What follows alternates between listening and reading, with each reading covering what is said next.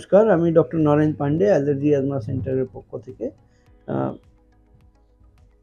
আশা করি আপনারা ভালো সুস্থ আছেন, খুশি আছেন। আজকে আমরা যেটা আলোচনা করতে চলেছি সেটা ওই সর্দি, হাঁচি, কাশি এই সমস্ত হওয়ার কারণ কি এবং কি করা যায়। আপনারা যারা নতুন বন্ধু এসছেন ওনাদের অনুরোধ করব লাইক, সাবস্ক্রাইব, কমেন্ট, শেয়ার করার জন্য। যারা পুরনো বন্ধু আছেন ওনাদের অশেষ ধন্যবাদ জানাই like, subscribe, comment, share, support, ভালোবাসা দেওয়ার জন্য। প্রচুর মানুষের প্রচুর সর্দি, হাঁচি, কাশি লেগে থাকে। সবসময় একটা সর্দি, হাঁচি, কাশি প্রবণতা লেগে থাকে। নাক কিলবিল করে, নাক ঘষতে হয়, হাঁচি হচ্ছে তো অনবরত হাঁচি হয়ে যাচ্ছে, নাক দিয়ে কাঁচা জল পড়ছে তো কাঁচা জলই পড়ে যাচ্ছে।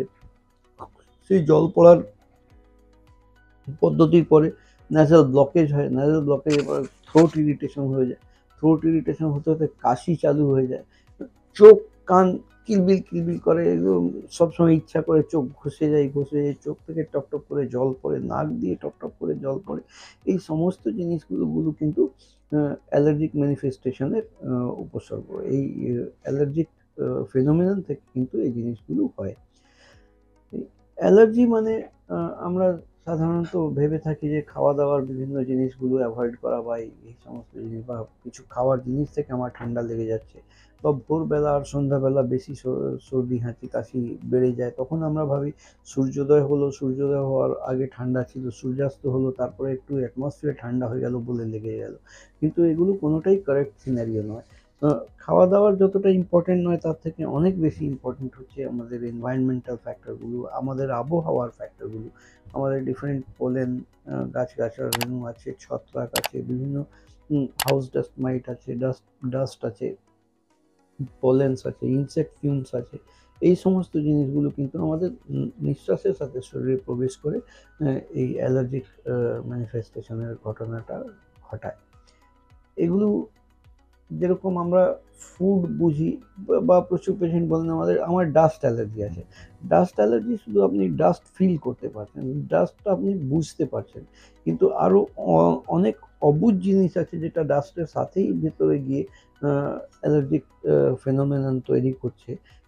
সেই জিনিসগুলো হলো ডিফারেন্ট পোলেন্স, গাছগাছার রেণু, ছত্রাক, ইনসেক্ট ফিউম, ডাস্ট বলতে গেলে ধুলো, প্রচুর রকমের ধুলো আছে। হাউস ডাস্ট আলাদা আছে, পেপার ডাস্ট আলাদা আছে, সিল্ক ডাস্ট আলাদা আছে, কটন ডাস্ট আলাদা আলাদা আছে, পেপার ডাস্ট আলাদা আছে।